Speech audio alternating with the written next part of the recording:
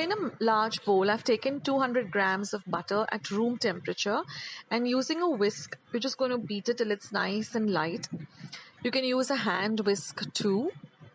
Now to this, I'm going to be adding about 150 grams of powdered sugar. I've just taken regular sugar and just powdered it in my blender or mixer, and I've added that to the butter.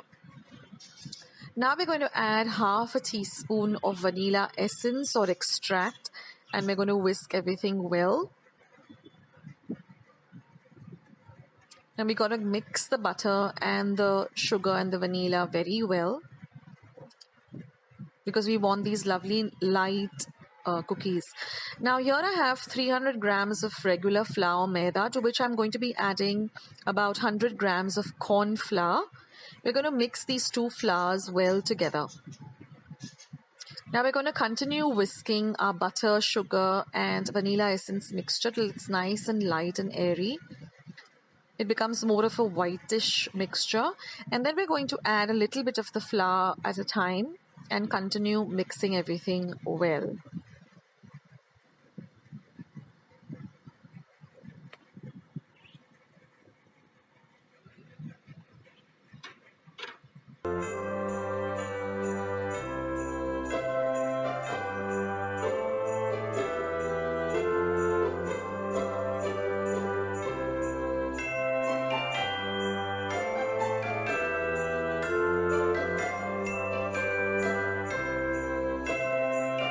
Now once we've mixed the dough well, we're going to divide it into two equal halves, and to one of the halves we're going to add about 3 tablespoons of cocoa powder, which is unsweetened cocoa powder.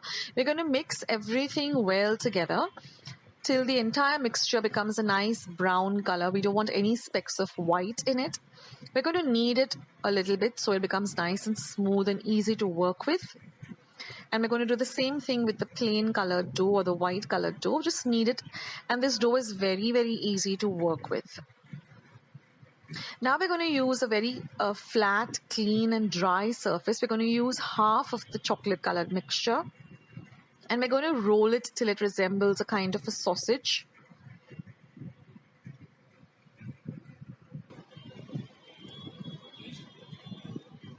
And we're going to do the same with the white colored dough. And then we're just going to put them together.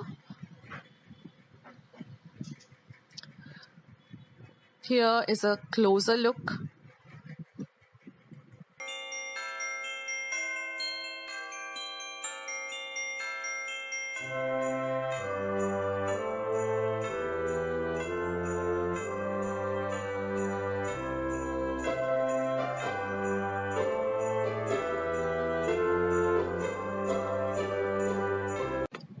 So similarly, we're going to do the same process with the remaining dough, but now we're going to place the chocolate colored dough on the plain dough and vice versa. Again, here is a closer look of how to place the doughs.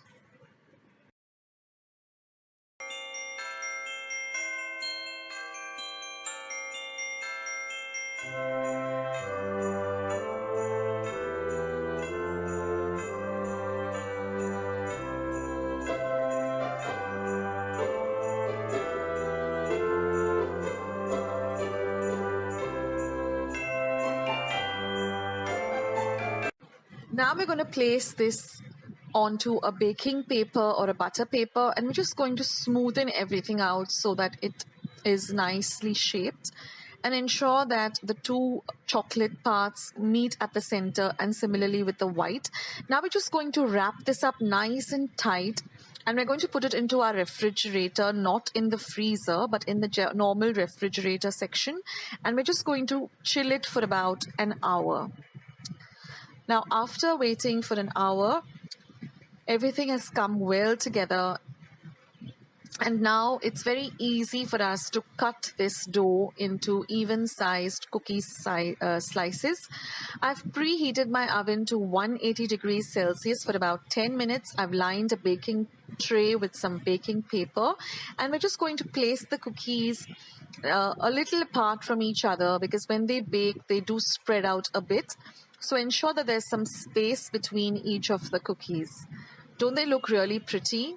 So just cut them into even sized pieces. Now if you want to get real precision, you can even use a ruler and just cut them into inch size pieces. And then we're just going to put them into our oven, and we're going to bake them for 180 degrees Celsius for about 10 minutes. Now every oven is different, so just keep an eye. Don't let your cookies burn. So just keep an eye. Sometimes it takes about 8 minutes or 10 minutes at the most. Now once your cookies are baked, just take them out of the oven and let them chill, let them cool rather, to room temperature. So just keep them outside for about 10 minutes so that they completely come to room temperature. And you can after that put them onto a wire rack, or even if you don't have a wire rack, just put them onto a glass plate or a steel plate and let them completely come to room temperature. The reason being that if you try to pick them up when they're warm, they might just crumble. So let them come completely.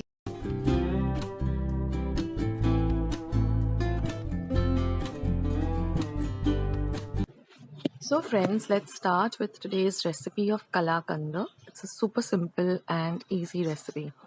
So here I've taken 1 liter of milk, and now I'm going to bring this to a gentle boil. Then I'm going to add 1 tablespoon of vinegar, and I'm going to split the milk. Basically we're making paneer or cottage cheese. So once the milk splits, just cook it for about a minute. It will curdle up like this. And after a minute, just switch off the heat.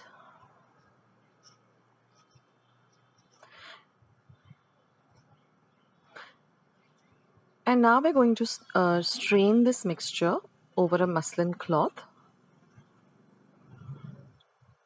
So I've just kept a sieve on top of a vessel and put this muslin cloth on top of it. And now we're just going to tie this up like this, squeeze out all the excess water, and then just put a heavy weight on it and keep it aside for 30 minutes till all the liquid drains out. Now I've taken half a liter of milk and I'm going to boil it till it reduces to half. Once it reduces to half its quantity, I'm going to add some elaichi powder, about 1 teaspoon, and some saffron strands. Now this saffron strands, I'm also going to add half a cup of sugar. Now the saffron strands have to be added if you want that lovely saffron color. If you want to retain the white color of your kalakanda, then skip the saffron. Now we're just going to stir this till it all comes together. Now after 30 minutes, the paneer or the cottage cheese has formed. So I'm just going to transfer it to a bowl, and now I'm going to just crumble it with my fingers like this. Now I'm going to add this to my mixture, the milk mixture, which has reduced to half. And now we're just going to stir all of this till it thickens up and it starts to leave the sides of the vessel. So I timed myself. It took me exactly 15 minutes on a low to medium flame. Don't keep your milk on a high flame because then you'll get this typical burnt milk smell. And continuously stir it. Use a wooden spoon with a long handle because that way, it becomes easier. The spoon doesn't heat up. So now you'll see it has started to thicken.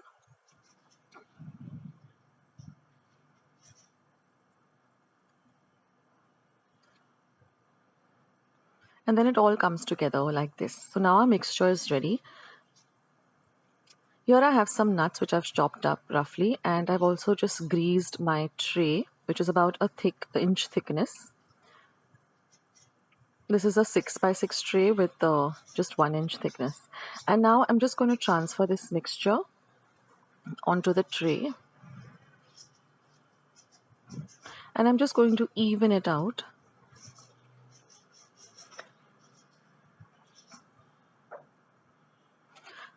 Now I want it to be exactly 1 inch thickness. That's why I'm only, thickening it up to that much, or just smoothing it up to that part. Now I just added a few drops of ghee. And now I'm just going to sprinkle the chopped nuts on top.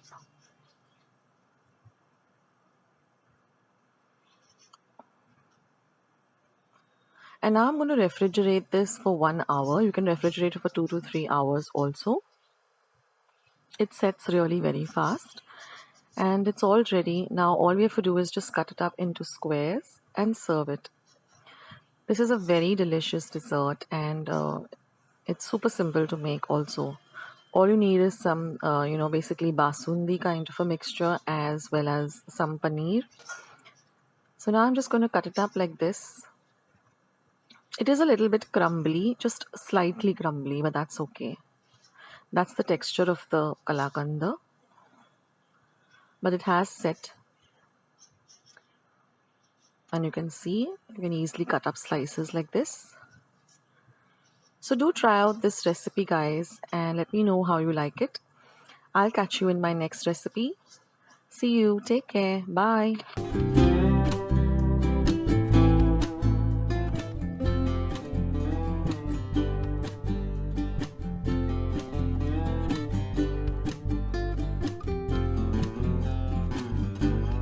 Caramel filled white chocolate recipes. So we're going to start with the white chocolate fudge. These are very simple recipes. So here I've created a double boiler and I'm going to add 200 grams of white chocolate compound. We're going to melt this compound by stirring in between so we get a nice smooth consistency. And now once it gets completely, once it melts completely, we're going to add 100 grams of condensed milk. This is homemade condensed milk. I'll leave a recipe of how to prepare this no-cook 5-minute condensed milk recipe. And then you can take it out from the heat. And now I'm going to add about a quarter cup of mixed dry fruits, that is raisins, almonds, black currants. So you can add whatever dry fruits you have at home, just chop them fine. And now I'm just going to add them to a lined cake tin. And I'm just going to spread it out evenly. And then I'm going to refrigerate this for at least 1 hour. And after 1 hour, it's all ready. So now you can just demold it by lifting up the baking paper. That makes it easier. And then just cut it up into squares. So use a nice sharp knife and cut them up into even squares like this. And our chocolate fudge is all ready. You'll have to store this in the refrigerator. And now we go to the caramel filled white chocolate. This is also very, very simple. So again in the double boiler, I've melted 200 grams of white chocolate compound.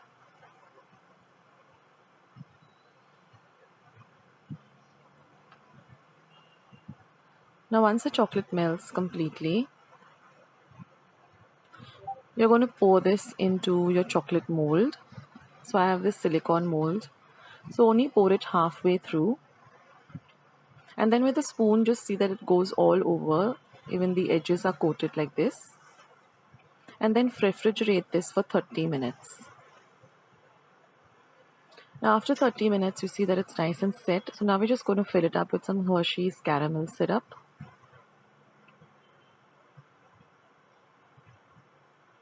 You can add chocolate syrup also or strawberry. And again, we're going to freeze this for 30 minutes. And after 30 minutes, I'm just going to fill the remaining white chocolate on top of the caramel because it's set now. Again, refrigerate it for 30 minutes. And then it's all ready to just demold and enjoy. And you can just, smoothen out the edges with a sharp knife. And that's it, guys. Your caramel filled white chocolate is all ready. So I hope you enjoy.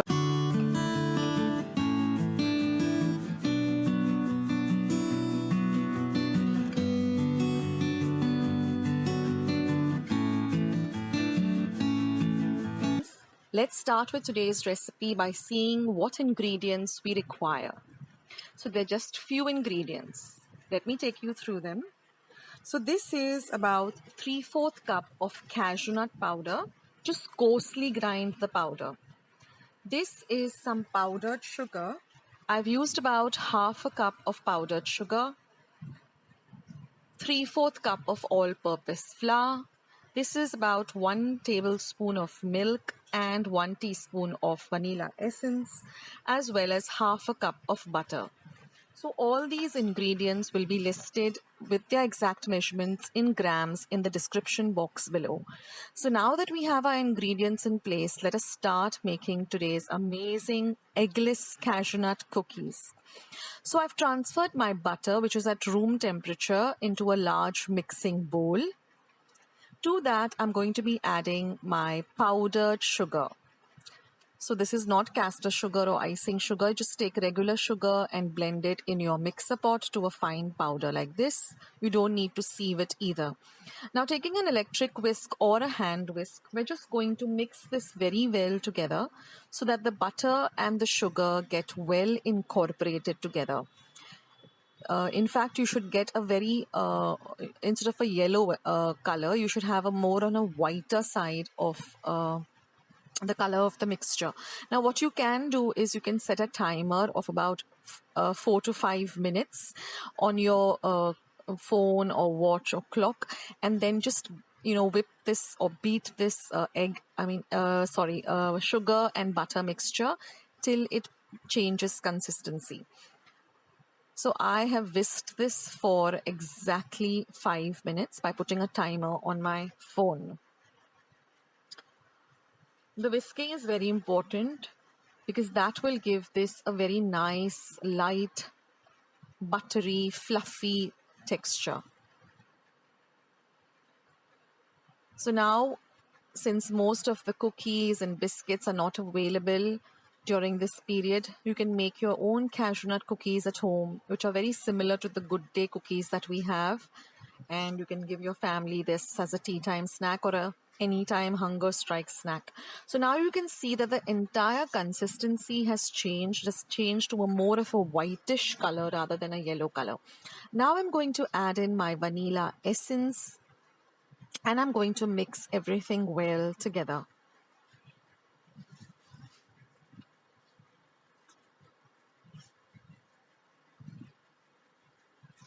Now I'm going to add this cashew nut powder. So what I did is I just measured my cashew nuts using my measuring cups, and then I just coarsely ground them on my mixer pot. So don't grind them continuously, otherwise it will become a cashew nut paste. Just use the blitz function on your mixer pot and just give it a second every second. Put the blitz function on your mixer and do like blitz it every second till it becomes a coarsely ground powder. Now we're just going to add our all-purpose flour or our maida, but just put a little at a time. And now we're going to fold in everything well.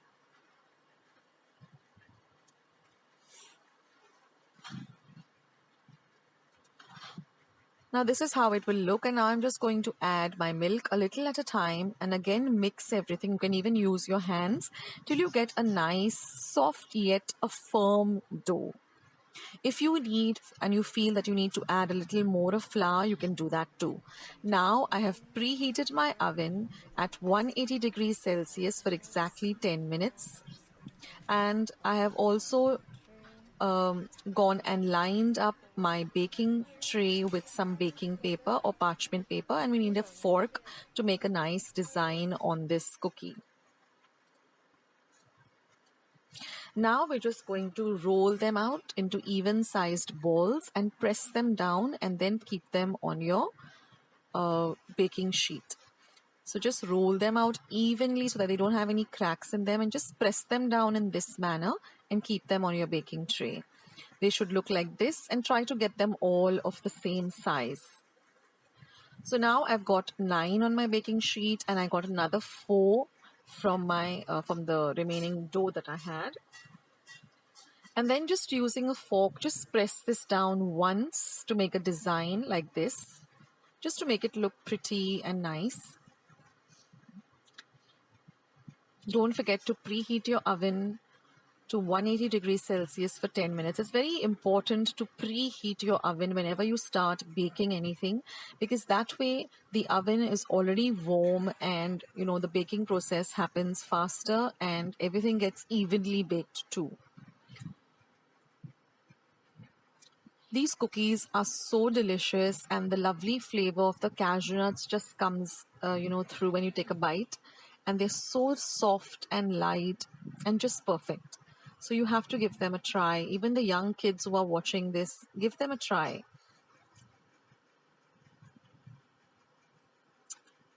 And now once all this is done, we're just going to put it into our oven and bake it for about 8 to 10 minutes. Every oven is different, so keep an eye. And also, one tip here is just interchange the tray in between. When you come halfway through, just change the tray the other way. That way, everything gets evenly baked. And you can see how lovely they've come, changed their color into a lovely golden brown. I don't want them to be very dark, I want them to be light golden brown. And now I've taken them out of the oven and let them sit for about 2 minutes on the tray itself. And then I'm going to transfer them onto my wire rack so they completely cool. This is very important too, that you let the cookies cool for at least 5 to 10 minutes on the wire rack. That way you'll get the perfect consistency. Otherwise, if you bite into them immediately, they'll be soft and they'll crumble. And these are our cookies all ready. Homemade eggless cashew nut cookies. You can have them as an anytime snack or just have them with a hot cup of tea or coffee. Hope you give this a try. Do leave it a thumbs up and also leave your comments down in the description box, in the comment section below. Thank you.